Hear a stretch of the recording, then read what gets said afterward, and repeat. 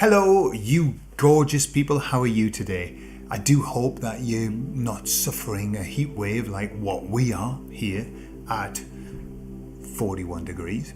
It's very hot. You wouldn't know it looking at me. I look cool. I know that's what you're thinking, but I'm absolutely boiling.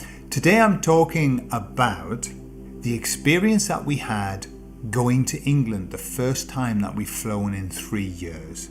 I just want to tell you about a few things that happened that I think are fascinating. So I'll tell you all about it on the other side.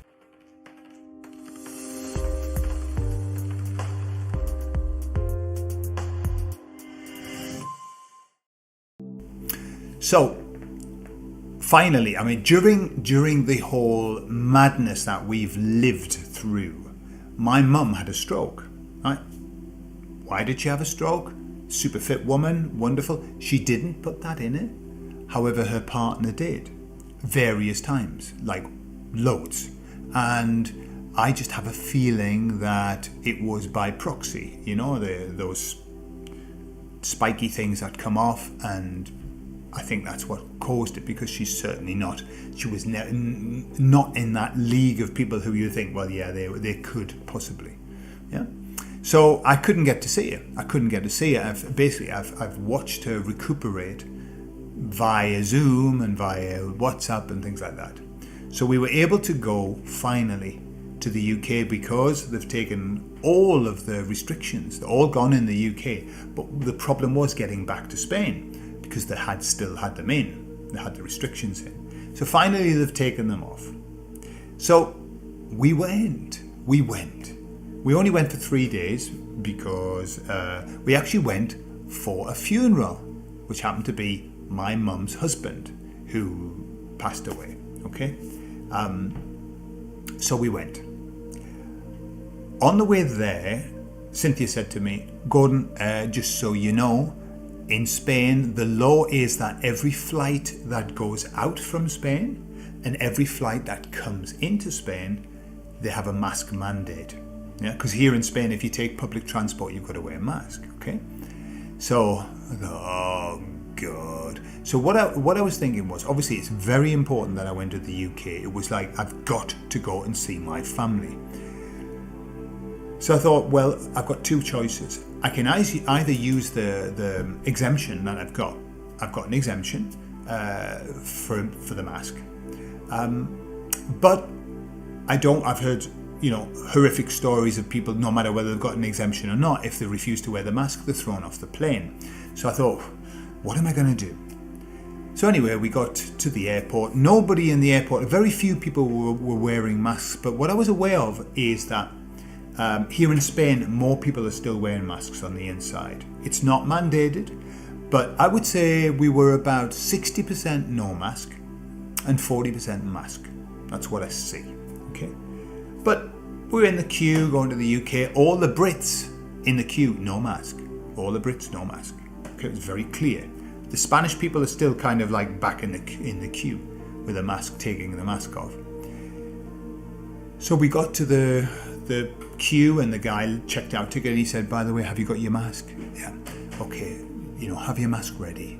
I was thinking, here we go. Obviously, I've got my mask with all the holes in. So it's not, you're actually not wearing a mask, but I'm still wearing it, so it really rankles me. Okay, so I'm walking down, you have to go through the tunnel, and I'm just watching everybody else because this is what it's all about. What are people doing? So yeah, the majority of people had a mask on, but some people didn't. And the couple in front of us didn't, they were Brits, didn't have a mask on. They walked into the plane. The stewardess, and what I'd noticed is the stewardesses and all of that. I know you're not supposed to say stewardess, flight assistant, I don't know what they're called, flight attendant, and the pilot and everything. They walked down with no masks on. They went into the plane with no masks on, and then when they were ready, because I could see them, when they were ready to bring the people in, they all put the mask on. And I was thinking, as you would think, fucking hypocrites. Okay, however. The couple walked in with no mask. The hostess who had the mask on said, hello, welcome, didn't say a word. So I thought, because I had my mask here on my chin, so I just took it straight off, put it in my pocket, Cynthia took hers off. We walked in, hello, hello, walked up the aisle. Some people had the mask on, some people had the mask off. The stewardesses said nothing. They had the mask on, but they said nothing. I was so happy. I was thinking, yay, fantastic. Not a word did they say. On the way there, Cynthia went to the loo, and all the hostesses were sitting at the back, the flight attendants, and none of them had a mask on. Okay? So we were like, yeah. I was thinking, yeah. Got to the UK, very few people had a mask on. In the airport, there are more. Obviously, there's something about flying that people think they've got to put a mask on. But actually, outside, when I was in the UK, outside, nothing. I mean, just the masks are just not done. There's only that very small amount of people. These are the do-gooders. Obviously, there's some frightened people as well, but the do-gooders, the ones who just wear a mask because they just want to show how very, very good they are. And I'm still good, even though I don't fucking need it. I'm still putting it on. Yeah. So, brilliant. We had the 3 days. Coming back, I'm all cocky thinking, brilliant, don't need to have the mask on.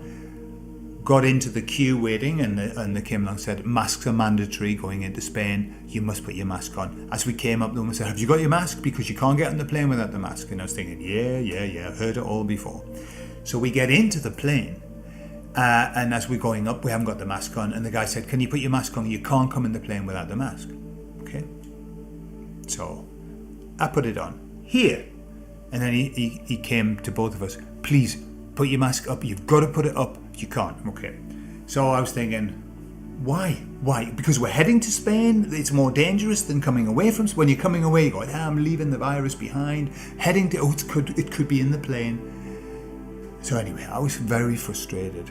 Then all hell broke loose in the plane. And there was a group of what I would say is handy Brits. You know, they looked handy, some guys. They all refused to put the mask on. They were refusing. And the flight attendant, who was a guy, was saying, I'm going to call the police if you don't put it on. And they didn't have a mask. So they had to go along the plane asking if anyone had a mask. So the guys put it on, and they put it on here, and you're saying, put it up, and they're going, Anyway, it was fantastic. It was rebellion, and that's what I like to see. So, I mean, I had my holy mask on, and I had it on my chin. He came and said, put it up, I put it up, he walked away, I took it back down again, okay? The guys walked past us, and Cynthia said, well done, this is just ridiculous, okay? And then the attendant came up, and Cynthia, well done to her, started to complain. This is ridiculous. What are you doing? Forcing people to wear masks. Well, we've just stood in a queue. All the people standing right next to one another with no mask on. And now we're in the plane, we've got to put a mask on. So you can't catch it there. It doesn't make any sense. And the guy's going, I know. I don't like wearing it either. I don't want to wear it. And so we got into this great conversation. There were some doctors behind us. The doctors, right? And we know that the doctors because they mentioned it. And they said, we are doctors. And if you had seen what we had seen, you would be wearing the mask, right? The usual shit argument. Like, what we've seen, what's that got to do with anything? And we know what they've seen. They were part of it. What they've seen is a good way of euthanizing people. Yeah? So, we nearly got into a bit of a stand-up argument, and the guy had to say, don't argue, because Cynthia, she got herself quite rankled. However, what I noticed was this. When we were waiting in the UK, nobody had a mask on. Nobody. Except two families.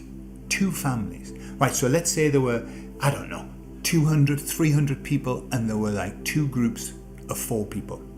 They had, not only did they have a mask on, they had what I've seen, these duck-billed platypus masks.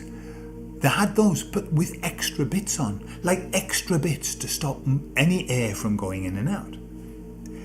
And they wore them all of the time, and they were all and little kids as well. The mother and father, little kids, all with this mask on, like this. And I was thinking that's really unusual. They had them on in the restaurant. They were taking the mask up, touching it, obviously, as you're not supposed to, as good doctors wouldn't, lifting it up, drinking, and putting the mask down. Right? They are the do-gooders. They are the people who will go with the 30% and will deny that they ever made a mistake. They won't be able to face it. It's like, what do you mean? I've been good. How dare you say that was the wrong thing to do? They're the people who are going to go. It's only a very small amount of people. The vast majority of people didn't have a mask on and then went in the plane and put it on because they're told they want to get a flight and they've got no choice. Yeah? But there's no fear. There was no fear. These do-gooders, there's no fear either. These are the ones who want to show that they are wonderful. Okay? So then as the flight stopped, okay, because the guy had run out of energy telling people, and then the masks were coming down.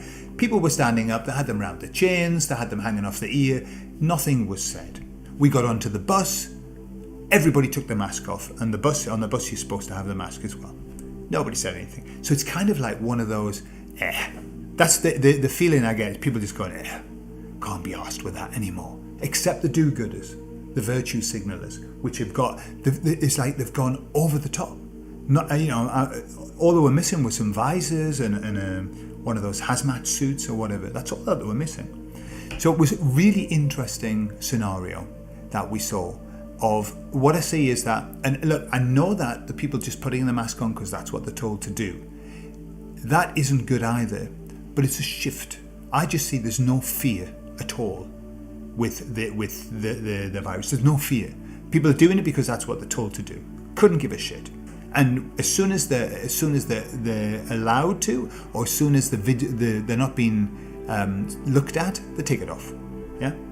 So that was fun, but it was lovely to see people arguing and getting really angry. And it was guaranteed that those guys were awakened guys who just went, no, fuck this. Yeah? Brilliant. That's what we want. More of that. Because rightly enough, as Cynthia said, all we need is just everybody to say no.